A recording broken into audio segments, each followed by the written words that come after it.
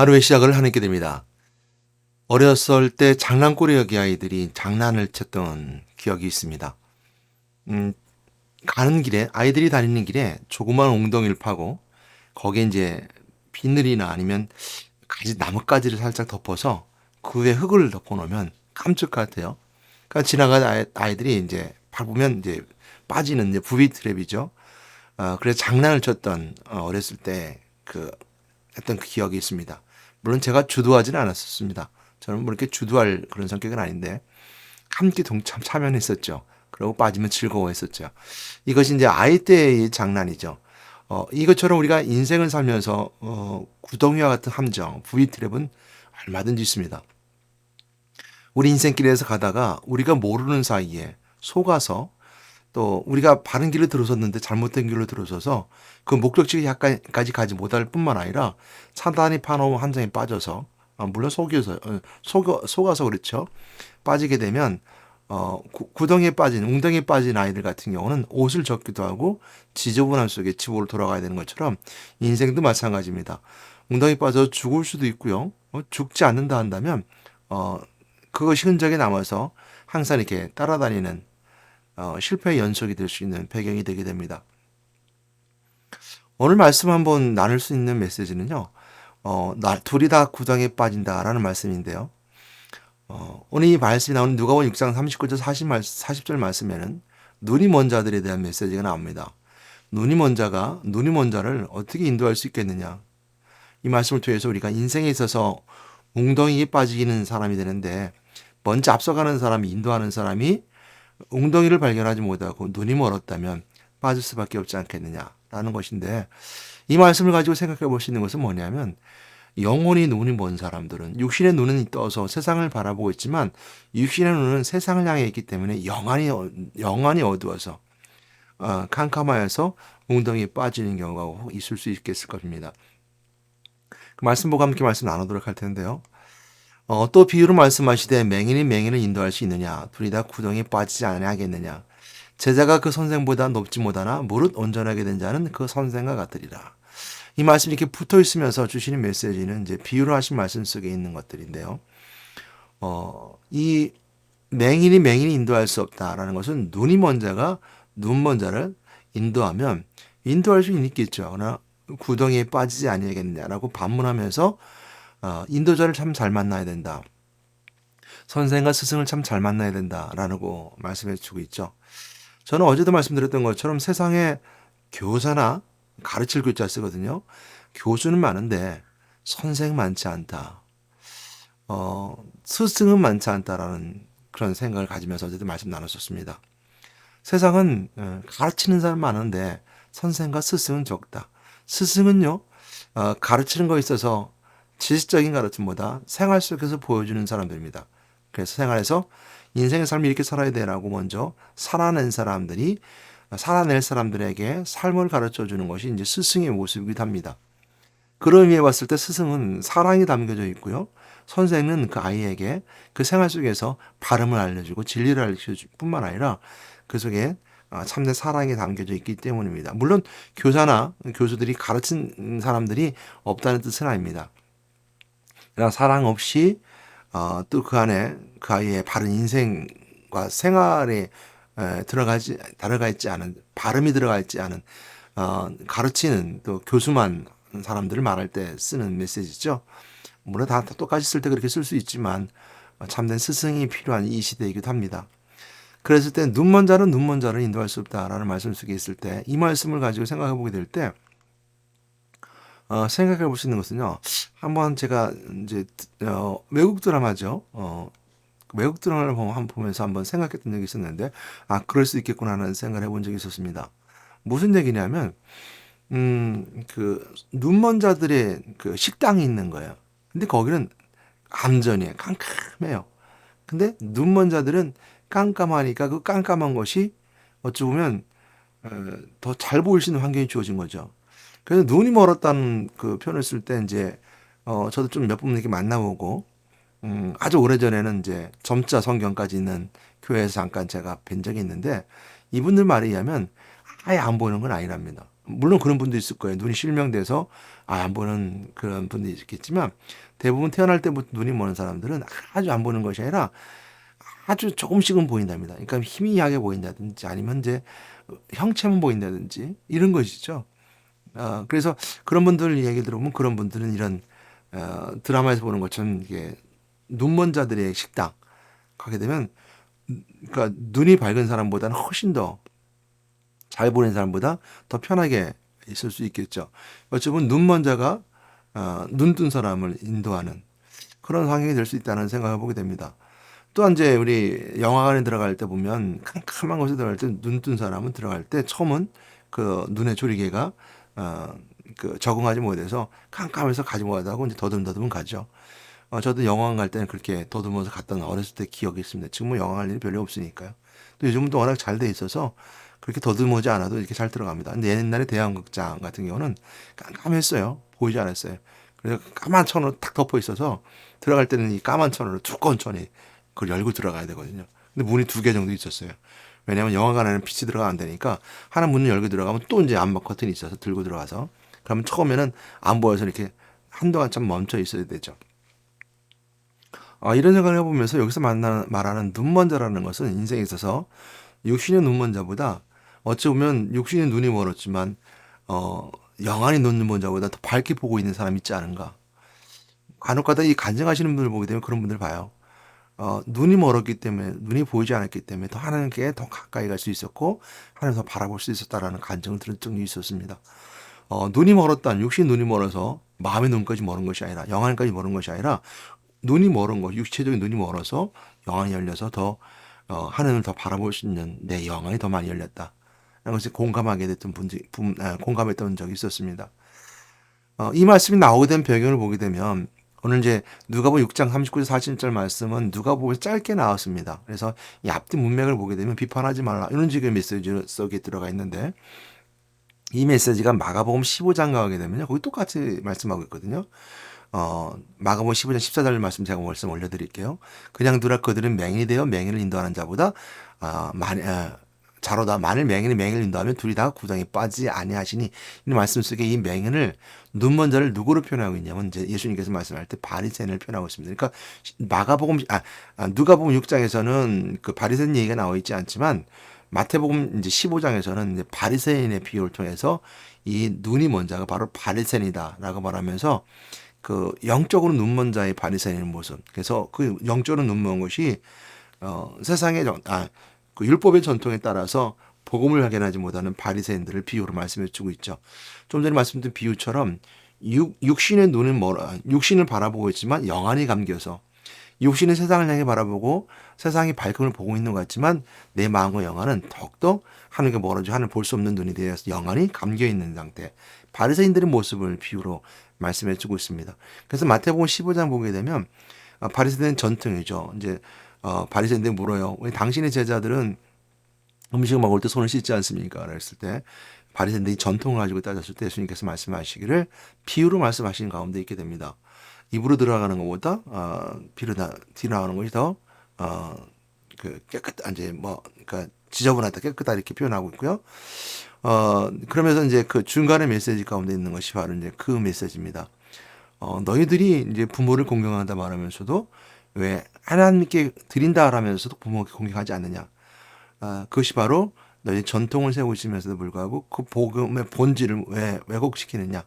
성경이 분명하게 부모를 공경하라 말했고 부모에게 부모를 저주하는 사람을 죽여라 할 정도로 부모와 자식 간의 관계가 실제적 삶 속에 율법이 적용됐는데 왜 하나님께 드린다 그러면서 부모를 함부로 하고 부모에게 드리지 않고 부모에게 불효하느냐라고 말씀 통해서 너희들 전통이 오히려 생활 속에서 하나님과 더 멀어진 게 만들었고 너희 전통을 지킨다 말하면서도 마찬가지로 그렇게 되지 않았느냐 하면서 그것을 가운데 비유로 말씀하시는 가운데 있는 것이 바로 마태복음 15장 14절 말씀 있는 똑같은 누가복음 6장 39절 40절 말씀이 있는 39절 말씀을 이어져 말씀해 주고 있습니다. 저는 그래서 여러분들에게 말씀드리고 싶은 것은 오늘 이 시대 속에서 육적인 눈은 감겨 있을지 모르지만 여러분의 마음의 영안이 열려서 인도하는 자가 되었으면 좋겠다라는 생각이 들고요. 이런 인도한 자가 눈이 멀었다는 것은 오늘날 동일하게 교회의 지도자들도 마찬가지입니다. 지도자들이 눈이 멀었다면 영안이 눈이 멀었다면 똑같이 잘못된 것으로 인도될 수 있습니다. 제가 참 마음이 안타까운 중에 하나가 뭐냐면요. 제가 청년 때 기억인데, 제가 이제 80년대 대학생을 했으니까요. 그때는 청년들이 참 자유함을 누리고 있었던 시대였었습니다. 저 또한 거기에 심취되어 있었던 부분이고요. 어, 이제 목사님은 모르죠. 목사님은 청년 예배를 드리고 나와서 이 청년 예배 드린 사람들이 이상한 곳을 가는 거예요.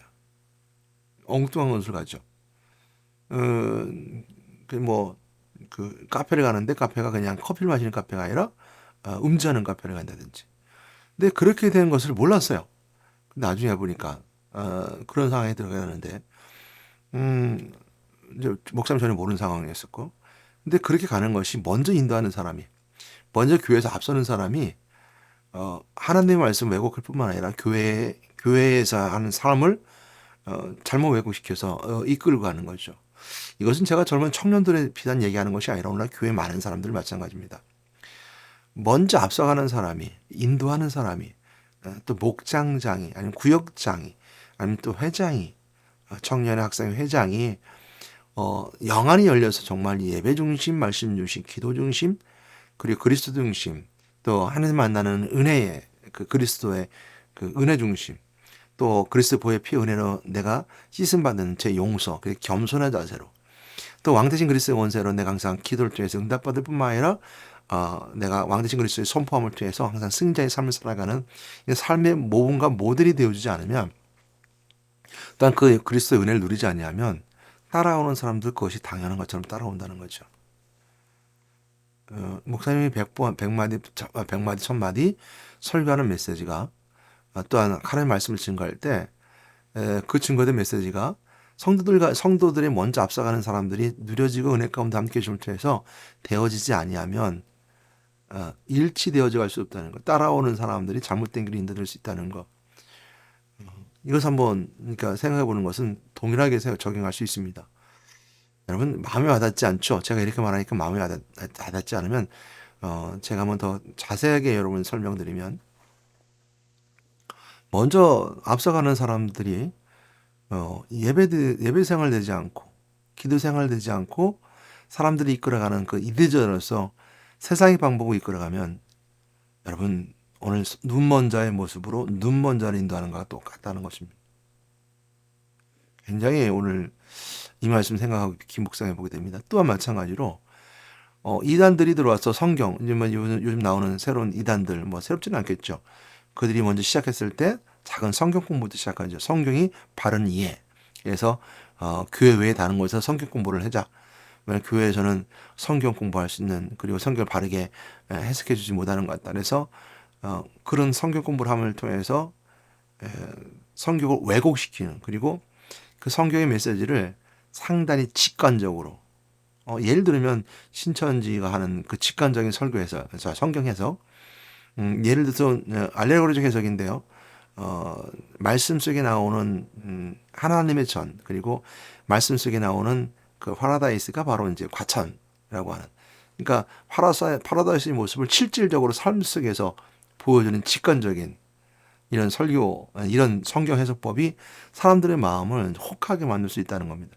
직관적이고 실질적으로 눈에 보여지는 것들이고, 그것이 우리가 또 내가 언제든지 쉽게 다가갈 수 있는 것이기 때문에 이렇게 이제 보여줌을 통해서 잘못된 길을 인도할 수 있습니다. 그러니까 눈이 모르는지 모르고 본다만 하면서 잘못된 길을 인도하는 사람들, 바리새인도 마찬가지였던 거죠. 예수 그리스도 왔음에도 불구하고 예수 그리스도를 깨닫지 못하고 알지 못했기 때문입니다. 그래서 그 뒤에 나오는 것이 제자가 그 선생보다 높지 못하. 무릇 온전하게 된 자는 그 선생과 같으니라. 그러니까 우리가 이 선생과 제자의 관계에 있을 때 예수님과 우리의 모습을 볼 수 있습니다. 그러니까 우리는 예수님의 제자입니다. 근데 제자가 선생보다 높지 않다는 거예요. 그러나 온전한 자는 선생과 같아지리라 라는 말씀을 통해서 우리가 예수 그리스도를 닮아가는 자가 되야 되는 것인데, 그 닮아가는 삶이 된다는 것이죠. 그러면서 한번 볼 수 있는 것은, 이 말씀은 또 마태복음 10장 24절 25절 말씀에 동일하게 이 말씀이 연결되는데, 여기 한마디가 더 많이 붙어요. 그게 뭐냐면 마태복음 10장 24절 25절 말씀에 제자가 그 선생보다 또는 종이 그 상전보다 높지 못하나니 제자가 그 선생 같고 종이 그 상전 같으면 족하도다.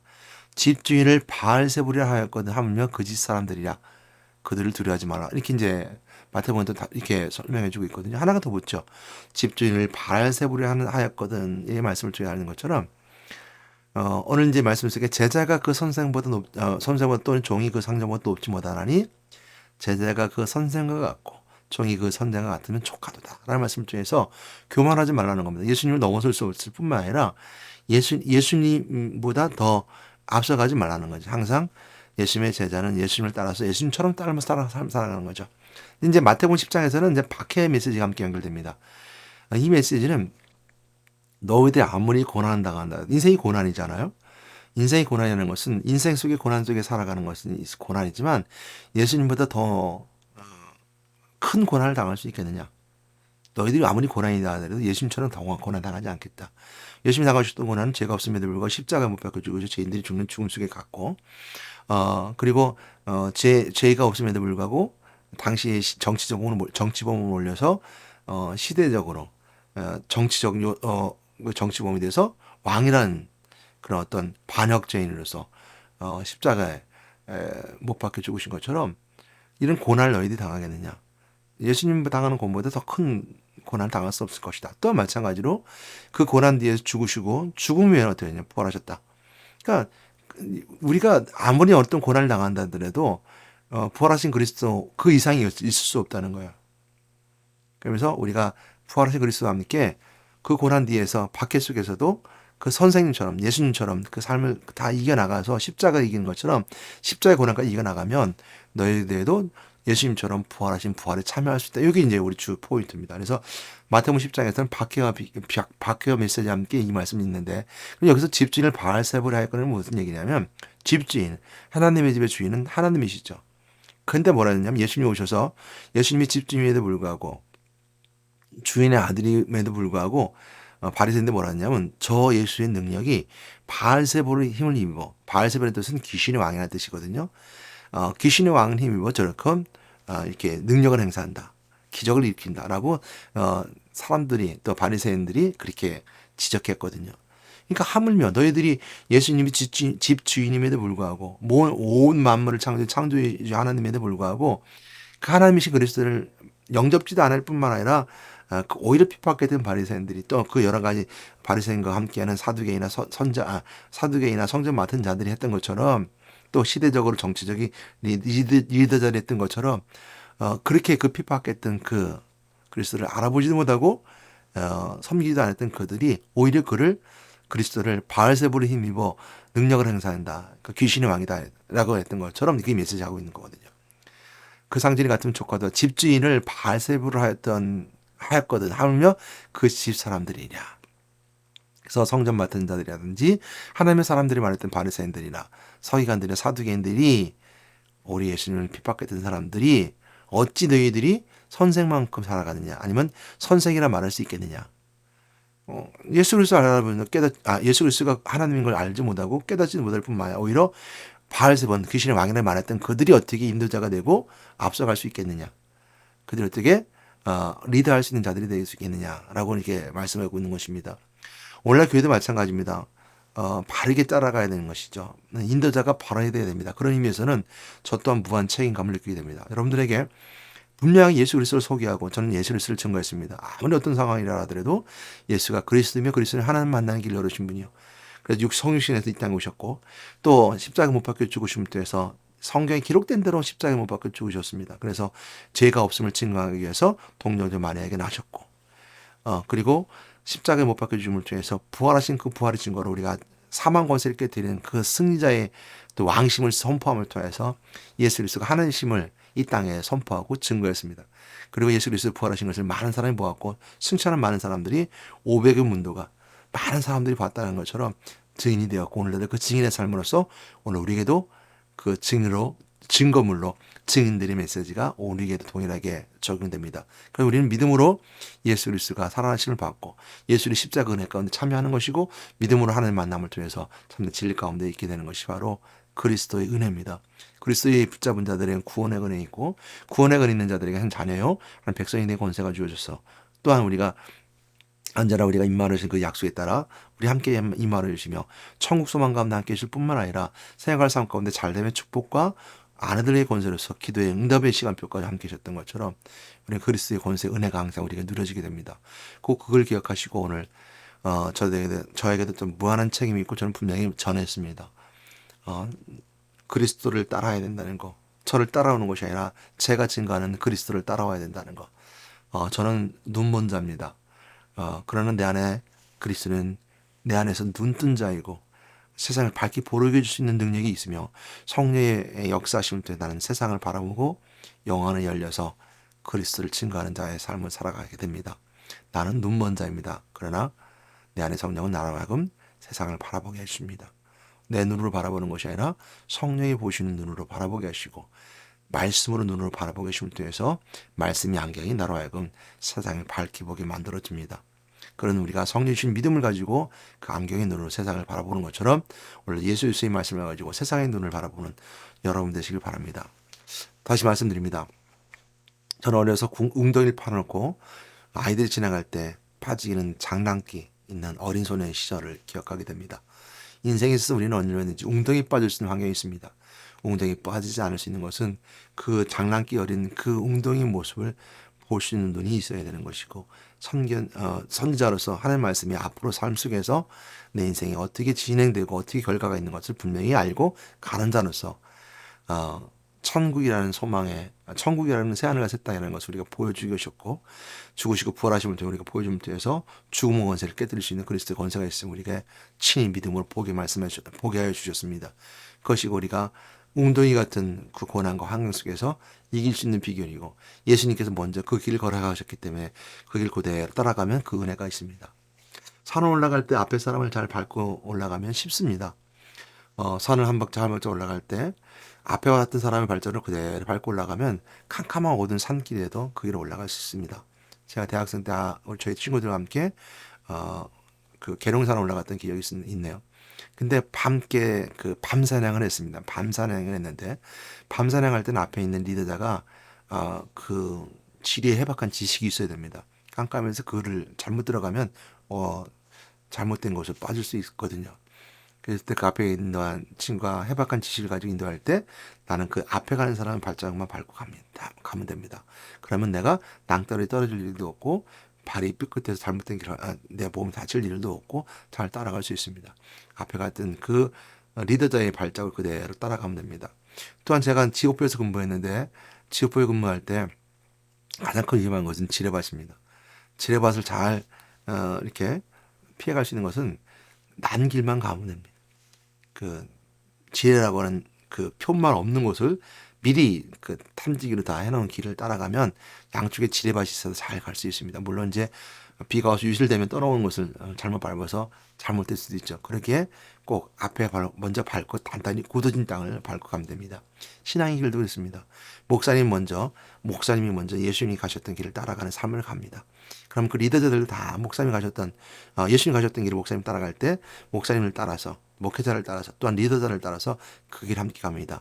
이게 목사님이 말씀하는 것은 뭐냐면 예수님이 가셨던 길을 따라가는 건 인생의 삶을 위해서 우리는 다 각자의 길을 걸어갑니다. 그 각자의 길 속에서 목사님은 그 목회의 방향 속에서 그리스도의 방향으로 생활과 삶을 연결해서 그 길을 인도하고 있기 때문입니다. 그래서 교회 주부를 보면 그달에 우리 걸어가야 될 길을 잘 설명해 줬죠.